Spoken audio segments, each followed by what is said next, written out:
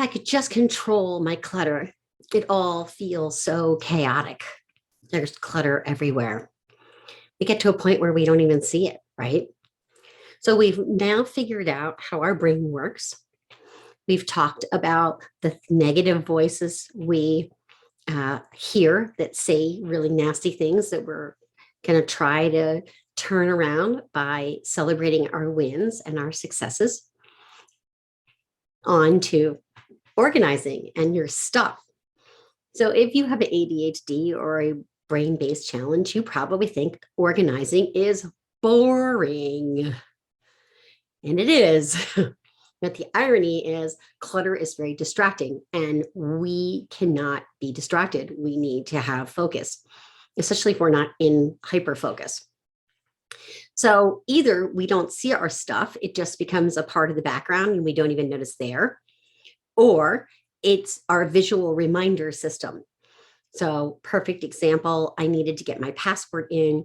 And in order to remember to mail it in, I had to put all the paperwork out on a countertop in the kitchen. So I positively would not forget. And then I put like my car keys on top of it. So that way, when I went to go drive to ship that thing out, I would have it right under my keys and remember to take it with me. So that's how stuff can be a visual reminder. The problem is when our stuff starts to drain our energy, because everything we own holds some kind of emotion, even if we don't really know it. And we don't want that emotion draining us or distracting us in any way. We need white space to think. So let's start by assessing what your space is like. One of the ways you can do this is to go outside and come back in as though you're someone who's interested in purchasing your house. You may find that very overwhelming, so I'm not saying you have to do that, but we are going to take one small imperfect action today, and that is to choose a tiny space to declutter. And I'm going to do a little show and tell here, so bear with me while I lean down to get things. One option of a tiny space is your wallet. Very simple. You could clear out the old receipts, etc.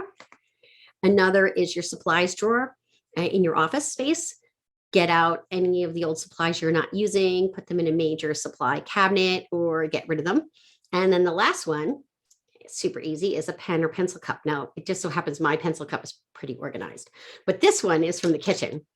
And I can assure you that there is no reason on God's green earth we still need a seahorse pen that was probably purchased at somewhere like SeaWorld, is my guess, when our daughter was really little, and now she's driving. So that gives you a sense. So this gets pitched or given away or whatnot because it's probably not even working anymore. You want to check those pens and pencils, make sure they're still working.